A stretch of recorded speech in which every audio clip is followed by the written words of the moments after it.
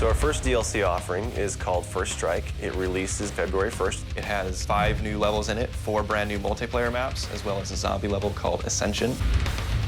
Kowloon is inspired by the single-player campaign level that was also set in Kowloon City, China, but the actual design and the layout and the geometry in the map is built from the ground up for MP. Kowloon is the only map that has zip lines, which will allow players to quickly get from point A to point B. The trade-off to that is that you're completely exposed while you're on the zip line. You can't use your weapon. It's going to get you to your location much faster, but there's also the risk that you're going to get shot.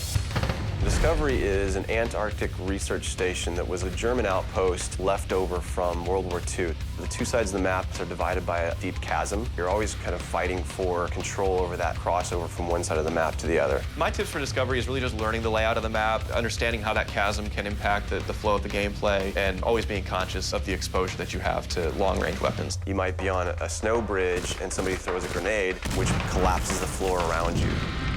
Our large map is Berlin Wall. This focuses on the checkpoint Charlie area of Berlin. It puts you fighting on the 2 different sides of the wall. So you've got East Berlin versus West Berlin kind of thing going. Berlin Wall has certain attributes about it that if you use it right, you're going to have the competitive edge over your opponents. It has a lot of very long view distances. It's a really great map for snipers. There's some good high points, some good elevation there. And one of the unique aspects about Berlin Wall is that there's the no man's land in the middle. You can take the risk of going through no man's land to get a faster route, but there's a good chance you're going to get mowed down by the auto turrets.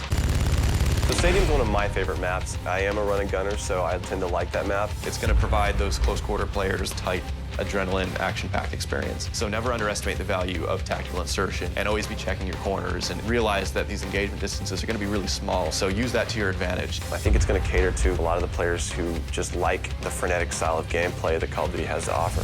One of the big agendas with this map pack is we wanted to listen to the feedback that people have been giving about all the maps they've been playing with the release of the game. They want more verticality, more sniper opportunities. They really love the interactivity that we did. These are components that we wanted to bring back in a pretty big way in the first DLC offering. First Strike is going to be available February 1st for 1,200 Microsoft points, and it'll be available on Xbox 360 first.